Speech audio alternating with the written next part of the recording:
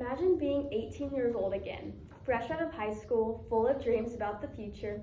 You want to be a nurse, a teacher, maybe even an engineer. But instead of excitement, you feel fear.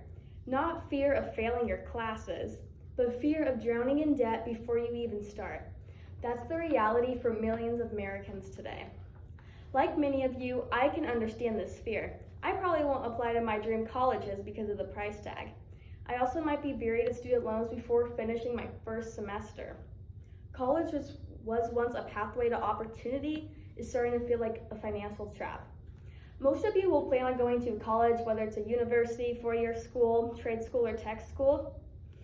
Just out of curiosity, raise your hand if you plan on attending any sort of college. See, most of you are, so you can relate to this. Maybe even some of you have seen firsthand of student loans affecting your friends or loved ones. Student debt affects all of us. It influences our job choices, our ability to buy homes, start families, and even the strength of our country's economy. That's why today I want to persuade you all that college should be free.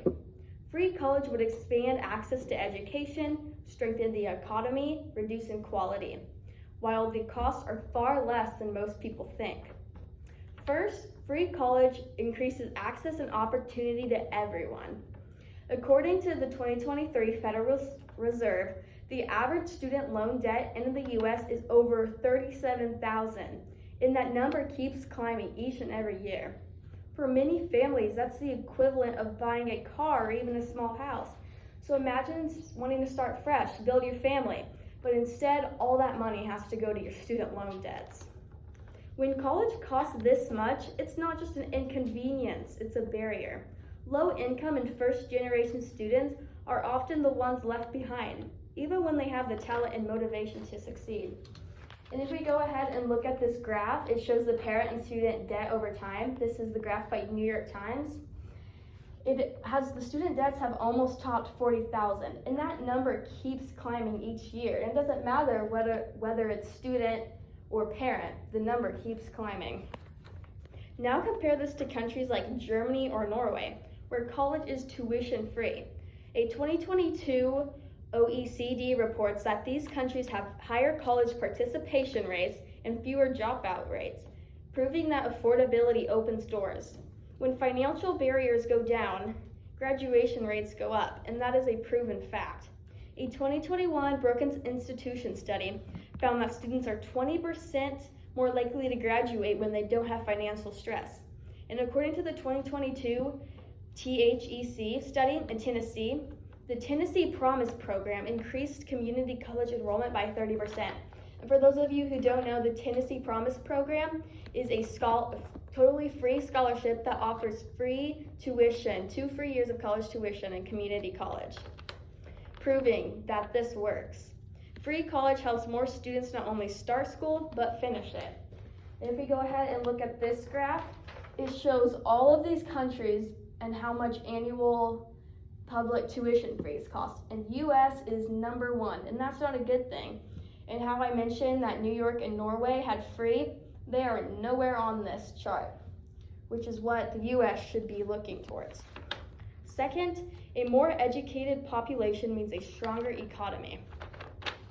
The 2024 US Bureau of Labor Statistics reports that college graduates earn about 65% more than those with only a high school diploma.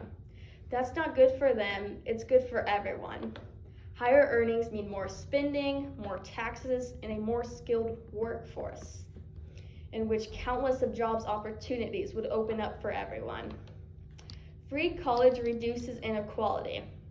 Wealthy families can afford to send their kids to the top universities without any payment, while others are forced to choose between debt and opportunity. A 2022 Georgetown University study found that eliminating tuition could lift millions of families into the upper class, or the middle class.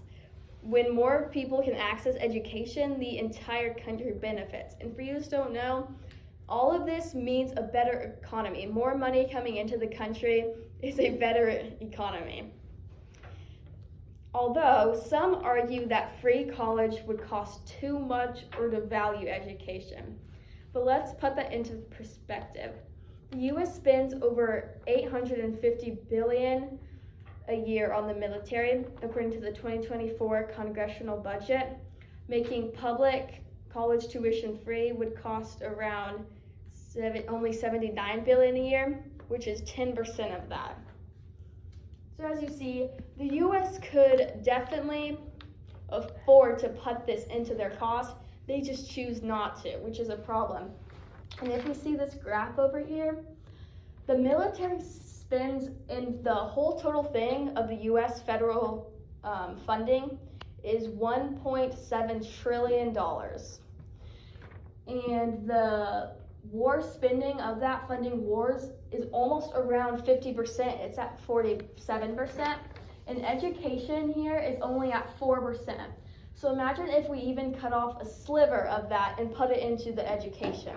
That would make a total difference. Some also argue that if college becomes free, too many students will enroll, overwhelming public colleges and lowering the quality of education. They worry that class sizes would increase, making it harder for professors to give out individual attention. Schools would need more funding for buildings, facility, and resources to keep up with the demand, and admission standards might drop, leading to students enrolling who are unprepared for college work. However, that is not the reason at all. In this view, free college could create a situation where more people attend, but overall experience becomes less valuable. But states with free programs like Tennessee did see an increase in enrollment, and colleges were able to adapt without lowering quality. Instead, they just hired more instructors, expanding online options, and improving student support programs. And again, this is 100% achievable because other states and other countries have done this. The U.S. just chooses not to. So today we've seen that free college isn't just a nice idea, it's a smart, realistic investment, and it increases access and opportunity, builds a stronger economy, and helps reduce inequality across generations. So if we can afford to build roads, fund wars, and bail out corporations, then we can afford to educate our own people. Thank you for listening, and I hope you will remember this. When we make education free, we don't lose money, we gain potential. And does anyone have any questions? No. Okay, thank you.